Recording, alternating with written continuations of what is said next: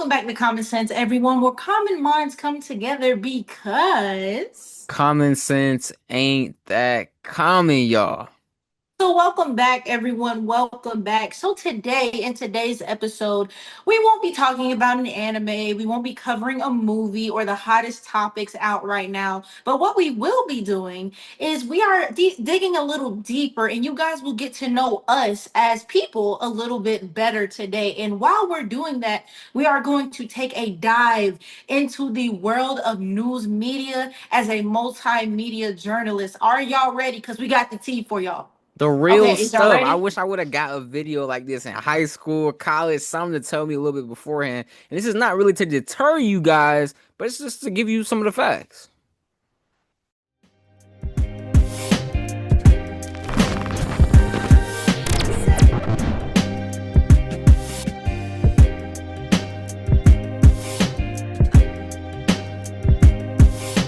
All right. So Cameron, first off, everyone has their expectations, right? We had our own expectations of what being in news media was going to be like when we graduated college. We graduated from Valdosta State University. Shout out to the Blazers. What were some of the expectations that you had, or maybe other people in your family or your friends might have had when you first became a multimedia journalist? Man, I thought it was gonna be like first take ESPN.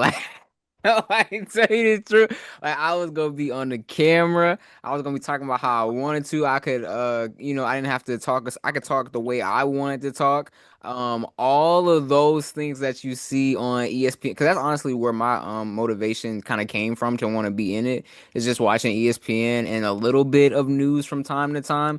But it was just kind of like the charismaticness and the characters that you saw in news that kind of made me think that, oh, you can go into the news industry and do anything you want to do. But that's not the reality. But we'll dive deeper into that as we go. What was your expectations when you first got in?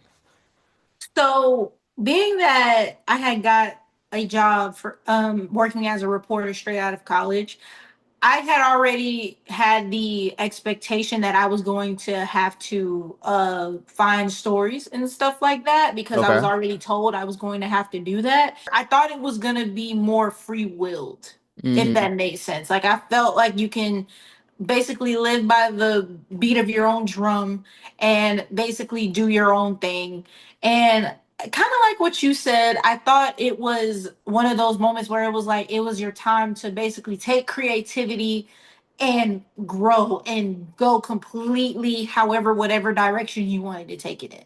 And to So yeah. elaborate what Deandra is saying, you can't do all of these things, these great things that we're saying, because you have a thing called a news director. Now, a lot of news directors are different. Some are more of the creative side. Some are old, usually older, and you have to stick to a more stern side. So it kind of just depends on what type of news director you get that can really kind of tell you what type of stories you'll be going after, what's a no-go as far as a story, how creative you can be, when you need to tone it down.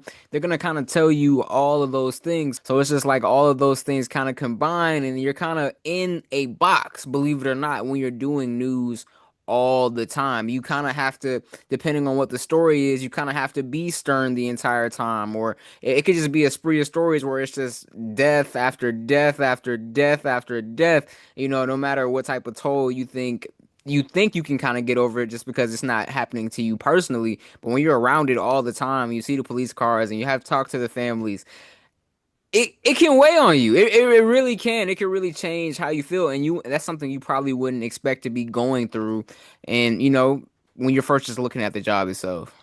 Let's just say you get into a situation where you don't have a news director and you get to choose your stories. Sometimes the stories that you choose just aren't good enough when it comes to Newsworthy is well, what they they would aren't call it. newsworthy is the right term. See, not saying that no story is not good enough to cover, but depending on who you work for, they might not see a story that you pick as newsworthy. Meaning, is this important enough to be on television as of right now? And some people think that certain stories just aren't that important.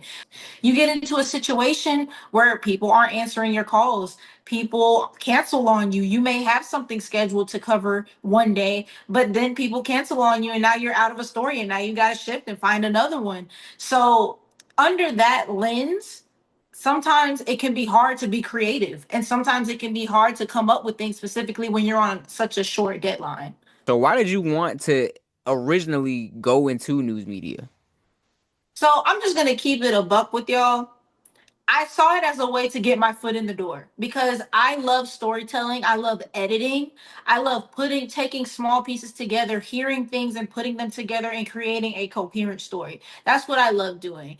I did other things outside of that. So working in news and doing being a news reporter, I did it in college and I come to really enjoy it. I love going to certain places and getting B-roll and putting it together and telling the story of it. But I also did graphic design on the side. I edit other things on the side as well. And I'm a content creator outside of this, obviously, because you're watching this video. But I figured I want to be a powerhouse in production one day. So I figured this was a way for me to kind of get my foot out there, and not only that, work on my interpersonal skills and speaking skills and networking skills, because you might not be able to tell through the screen, but I'm a very shy person. I'm not the person that's just gonna go up to everyone and just speak and say, "Hi, how are you?" Being a news reporter forced me to do that. So it was things like that that really prompted me to do that. And plus, you're looking for a job straight out of college. You want to move out of your parents' house at some point. You want to be independent. You want to do your own thing. And so having that job right there was kind of like my meal ticket, and it was my time to do that. You know what I mean? And for me personally, I kind of just wanted the spotlight originally. I kind of just wanted the spotlight of being on TV, and it became more of my personality is something people started to gravitate towards. That's something that even in high school I saw people kind of like that. So I was like, okay. And then you see, like we talked about why we wanted to come into this industry. You see people like Stephen A. Smith doing their thing. You like, okay, I can do that too. I kind of like that. But see, I entered the field just because those things kind of culminating together, and the fact that I felt like I could tell a story the best, in my opinion. And so you want to see some of those good stories over and over again, the heartfelt stories that you may like, but in news, you can't do all of those all the time. And I didn't know that coming into news. So, there is such a dark side to the world, and that's what people want to see in the news world. So you kind of have to mentally prepare yourself for that side. And so that wasn't the original reason I joined. So it was kind of a shock to me of how much and how frequent it would be. Like from me covering helicopter crashes in the middle of the night, from me, excuse me, plane crashes, not helicopters. And as far as just the death toll at all, like it could just be, so much sometimes. And you're not really expecting that when you first go in to the industry. And so we talk about this and we talk about having defined stories. So Deandra, when did you have time to be yourself and have like a life outside of it? Let me think. Never. I never had time to do anything. And that was one thing that I kind of knew about, but I didn't think it was going to be that extreme as it was. Like, I knew obviously I was going to have to sacrifice some of my personal time, but it's almost as if I had no life. As a reporter, you're picking your own stories and you're editing everything and you're turning it in by a deadline. You're scripting it, you're doing everything yourself. And you cover news every single day. Like I mentioned before, you have things fall through, you have dry spells. And so you have to be kind of creative, and you have to henceforth schedule out your stories ahead of time. Meaning, Cameron, as my witness, I would often have news stories a week in advance. I would You had schedule to. out weeks in advance, because if you don't, you're up a creek. You have to turn something in or you don't get paid. It's just as simple as that. When you have to constantly do that, sometimes you're gonna have to cover two stories, four stories in a day. I've covered five stories in a day. I've covered stories on weekends. Like, I have worked 2 weeks straight, including weekends, with no breaks. So it takes a toll on you, and it makes you think, like, for people who want to do content creation outside of it and want to take time to pursue their own business, it takes away from that. And so I had to get to a point where I had to realize, is this something that I truly want to do if I cannot take time out of my day to actually work towards my passion? Right. And I think a lot of people watching this would be like, but you guys should have camera people and all these other things and all the other things on the side. But when you think about, because we were in local news, so in local news there isn't a huge Small just markets. pool of reporters. Some in some areas there are. In the area we was working at, it wasn't necessarily the biggest. But I think the word MMJ is going to single-handedly kill the news media. Because if you ask it, in my opinion, a MMJ for you guys that don't, it's called a multimedia journalist. And basically, that's somebody who can find their own story, shoot their own story, edit their own story, continually, like I said, find it. So you have to continually do that over and over and over again. And basically, you are become a one-man band for what for centuries was a 2 to 3 person job, but it's just on you to do all of those things. And I'm pretty sure, like I've talked to a lot of mentors and a lot of older people about this. They think that the younger generation is complaining about the workload and is complaining about not having time. But they were like, okay, but you wanted this, you wanted to be on TV. Yes, that's true, but I think it has to come to a certain point of like there has to be some type of give and take. Where in news media, you're just giving, giving, giving, giving, giving, and it doesn't equal up necessarily to anything. Because I know we haven't even started talking about the pay yet, but the pay guys, if you look at some of these areas for what a MMJ was and how much they want to pay you, it is, hey. Treacherous. Make sure you got some ramen noodles on deck, man. Cause look, I'm trying to tell you, it is going to be hard, and the workload. It's like you're gonna be so tired, but then you gonna look at your account and be like, I don't got nothing here for real. So So what was that for? It's like, what was all of that for? while you looking at it, asking what was all that for, you gotta get ready for the next story the next day. So you really just don't have time to do all those things. But I think it's just because of, I think that fast-paced media is taking over, just like how TikTok is a little bit more popular than YouTube right now, just how Reels are starting to catch along on YouTube and people aren't watching whole videos. I think the news industry knows that it's kind of dying in a sense. Because we are, what are we, Gen Z? I have no idea. I think we're Gen Z. And so No. basically, we're not watching the news. I'm just Mm-mm. being 100%. Our parents watch the news, our parents' watch the news, but we have completely stopped watching the news. And I don't think you can really blame us for that because it's been depressing this entire time. And so now they're trying to do fast media content. Like if you follow a lot of like news stations as far as on Instagram, you're starting to see them do more reels and more fast-paced stuff because no one is watching an entire newscast anymore. So it's just like things like that they are, but when you have to do those short little 5 minute to 3 minute search, they have to take that out of your day that you're planning, making your own story, and that's something else they add on to what you're doing for no extra pay. So it's more and more and more and more of a workload, but for nothing. Just like what benefit do you get out of it? As I feel like I kind of found myself questioning as a MMJ, and I mean I was an MMJ, an anchor, and a sports reporter as well. So it was just like all of those things culminating into one was just a lot for me. Like Deandra, if you could go through your Friday for me, like what was a Friday like for you? Because I know On Friday, you're Friday. I woke up every morning at 7 o'clock in the morning Okay, because you gotta, just in case something happens, you gotta be they could prepared. fall through. Yeah. So something could fall through, so you have to be prepared. I woke up every morning at 7 o'clock just to call and confirm, make sure stories were good. If the story fell through, I worked to get another story. Some days I covered two stories in a day. So, like for example, I go with this one day where I went to a military event. You know, military events start really early. So I got there like at 6 o'clock in the morning, didn't leave there till like about 10 o'clock. End up editing everything, scripted everything, waited for my script to get returned, got it back, turned in my story, got all of the checks and everything, and that was it after that.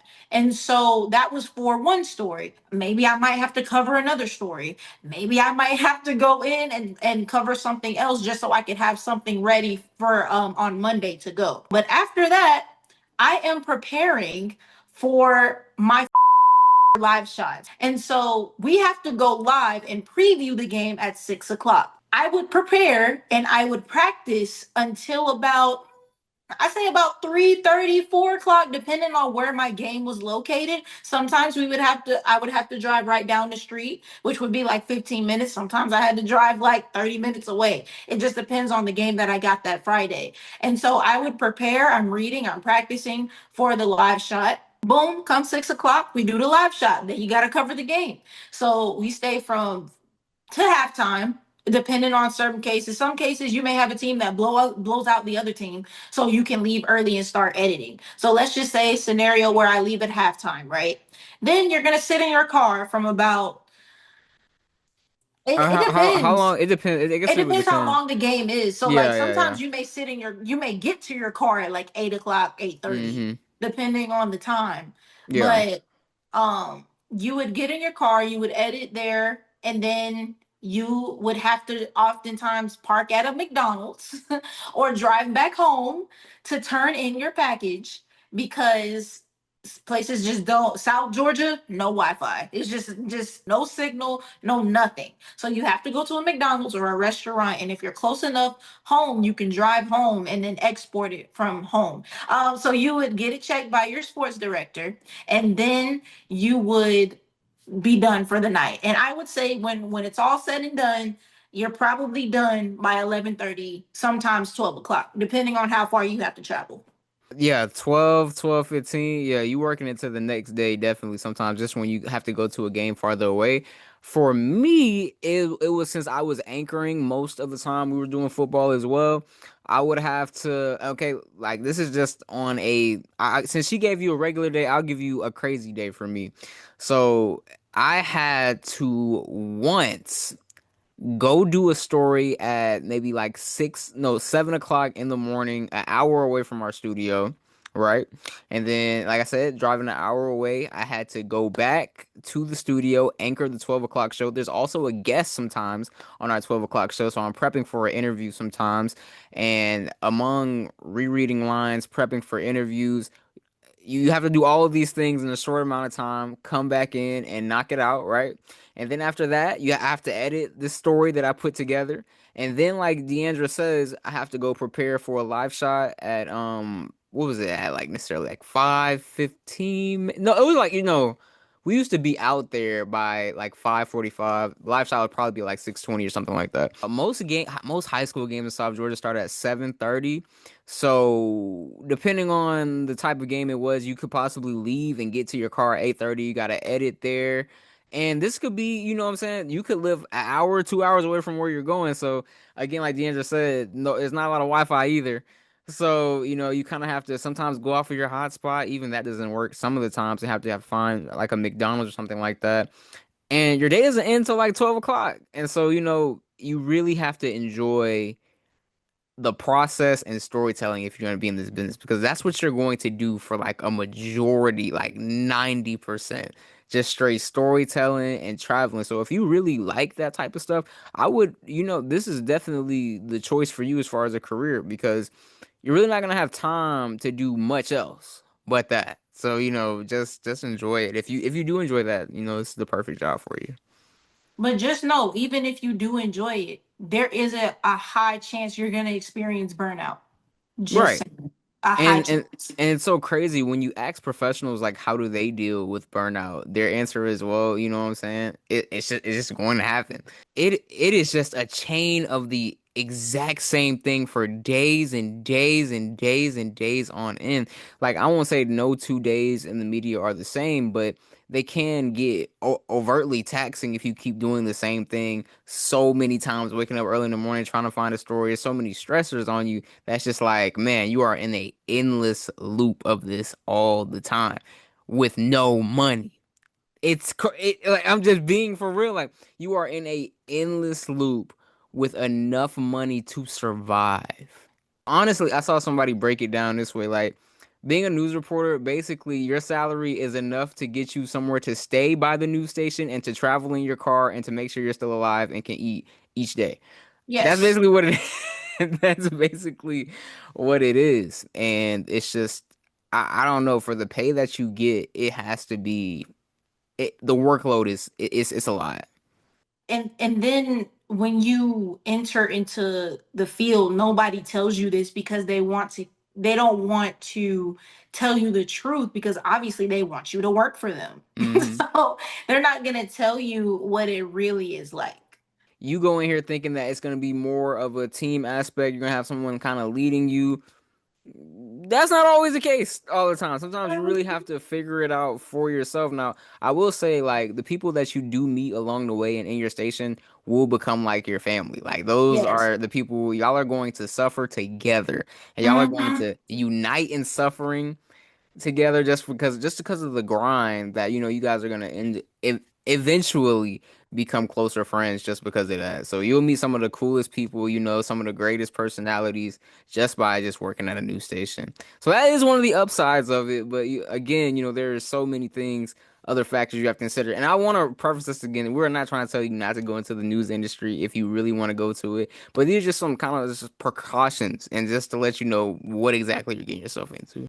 So that has been it for today's episode, you guys. Thank you guys for tuning in. I hope you guys had a little eye-opening experience here today and learned something new, and maybe it changed your perspective, and maybe it you had an epiphany watching the video.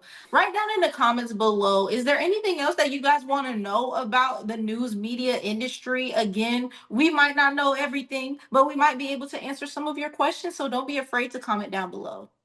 Definitely do that. Definitely do that. Let us know any type of questions that you have.